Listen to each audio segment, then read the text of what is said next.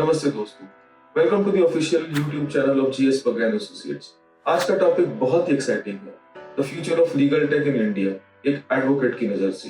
तो चलिए बिना किसी देरी से शुरू करते हैं। हम डिस्कस करेंगे कैसे टेक्नोलॉजी लीगल प्रोफेशन को बदल रहा है, लीगल टेक इंडिया में कैसे ग्रो कर रहा है। आज इंडिया में AI powered legal research tools, contract automation और ई फाइलिंग सिस्टम्स का बूम आया है।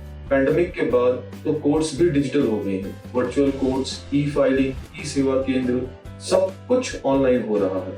2020 के बाद डिजिटल कोर्ट्स का एडॉप्शन बढ़ गया है। सुप्रीम कोर्ट से लेकर डिस्ट्रिक्ट कोर्ट तक ई कोर्ट सिस्टम बन गया है। आज लॉयर्स एआई से प्रेसिडेंट्स ढूंढ रहे हैं, कॉन्ट्रैक्ट्स ड्राफ्ट कर रहे हैं and even online disputes resolution is possible. Lawyers और लीगल प्रोफेशनल्स पे इसका क्या इम्पैक्ट हो रहा है? टेक्नोलॉजी ने एफिशिएंसी और प्रोडक्टिविटी दोनों नेक्स्ट लेवल पर ले गए।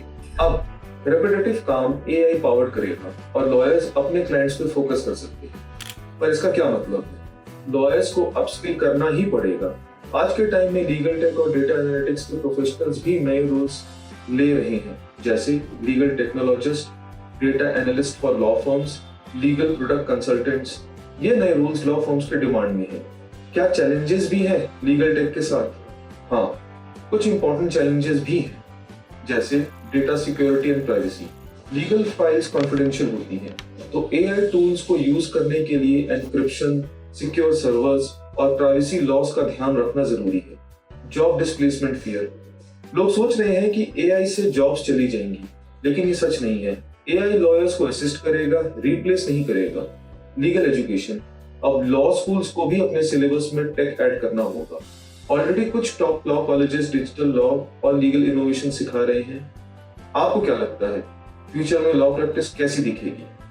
हमारा ये मानना है कि फ्यूचर में law practice completely tech integrated होगा।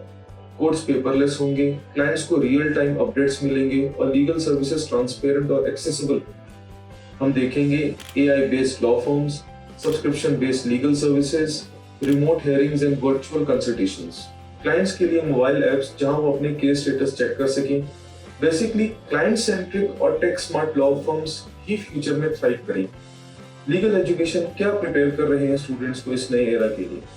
अभी भी majority law schools traditional teaching methods follow करते हैं, लेकिन कुछ टॉप इंस्टीट्यूशंस ने लीगल टेक्नोलॉजी और साइबर लॉ जैसे सब्जेक्ट्स इंट्रोड्यूस किए हैं। स्टूडेंट्स को एआई, ब्लॉकचेन, डेटा प्राइवेसी और टेक पॉलिसी के कॉन्सेप्ट सिखाए जा रहे हैं, लेकिन ग्राउंड रियलिटी ये है कि हर लॉ कॉलेज इस चेंज को अडॉप्ट नहीं कर पाया है। इसलिए स्टूडेंट्स को खुद ही प्रोएक्टिव होकर सर्टिफिकेशंस, इंटर्नशिप्स और हैंड्स ऑन लर्निंग के थ्रू अपने आप को इक्विप करना होगा। क्या लीगल टेक से लॉयर्स की जॉब खतरे में है? ये कॉमन कंसर्न है, लेकिन ये सच है कि लीगल टेक लॉयर्स की जॉब नहीं ले सकता, उनकी एफिशिएंसी बढ़ा सकता है। रूटीन और रेपिटेटिव काम ऑटोमेशन से हो रहा है, जिससे लॉयर्स अपने कोर लीगल स्किल्स पर ध्यान दे सकते हैं। हाँ, ट्रेडिशनल रोल्स इवॉल्व हो रहे हैं, लेकिन उनके साथ नए करियर अपॉर्चुनिटीज भी बन रही हैं। आज एक लॉयर अगर टेक से कनेक्टेड है, तो वो सिर्फ एक वकील नहीं, बल्कि एक लीगल स्ट्रेटेजिस्ट भी बन सकता है। तो टेक से एक थ्रेट नहीं है, एक टूल के रूप में देखा जाना चाहिए इसको। डेटा सिक्योरिटी और क्लाइंट कॉन्फिडेंशियलिटी का क्या? ये एक वैलिड कंसर्न है। जब भी हम क्लाइंट डेटा डिजिटल प्लेटफॉर्म्स पर अपलोड करते हैं, डेटा ब्रीचेस का रिस्क होता है। इसलिए लीगल टेक टूल्स को strict encryption protocols, secure cloud services और इंडियन डेटा प्रोटेक्शन लॉस का फ्रेमवर्क के अंदर ऑपरेट करना चाहिए।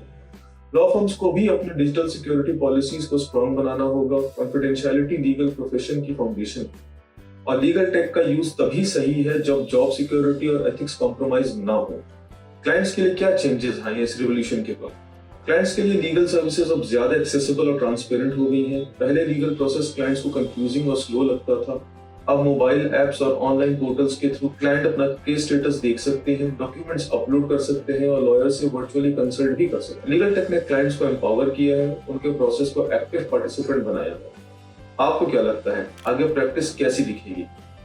हमें ये लगता है कि आने वाले कुछ सालों के बाद लीगल प्रैक्टिस पूरी तरह से टेक इंटीग्रेटेड हो जाएगा। Paperless courts, AI driven research, blockchain based contracts, ये सब रेगुलर फीचर बन जाएंगे। लॉ फर्म्स एक हाइब्रिड मॉडल अडॉप्ट करेंगी, जहां लॉयर्स और लीगल टेक एक्सपर्ट्स साथ में काम करेंगे। वर्चुअल ऑफिसेज और subscription based legal advice models भी कॉमन हो जाएंगे। सबसे इंपॉर्टेंट बात, लॉ प्रैक्टिस क्लाइंट सेंट्रिक हो जाएगी। क्लाइंट्स को ज्यादा ट्रांसपेरेंसी, फास्टर डिलीवरी और बेटर एक्सपीरियंस मिलेगा। दोस्तों, लीगल टेक सिर्फ एक ट्रेंड नहीं है, ये एक जरूरत है। लॉ प्रोफेशनल्स को इस रेवोल्यूशन का हिस्सा बनना ही पड़ेगा अगर वो फ्यूचर में रेलेवेंट रहना चाहते हैं तो आप भी अपने आप से ये पूछें, क्या मैं नए जमाने से वकील बन रहा हूँ? आपको ये वीडियो कैसे लगा कमेंट सेक्शन में जरूर बताएं। चैनल को सब्सक्राइब करना ना भूलें और हमसे जुड़े रहें सोशल मीडिया और वेबसाइट पर लीगल अपडेट्स के लिए। मिलते हैं अगले एपिसोड में, तब तक के लिए जय हिंद। और कानून को डिजिटल और एक्सेसिबल बनाने में हम सबकी जिम्मेदारी। धन्यवाद।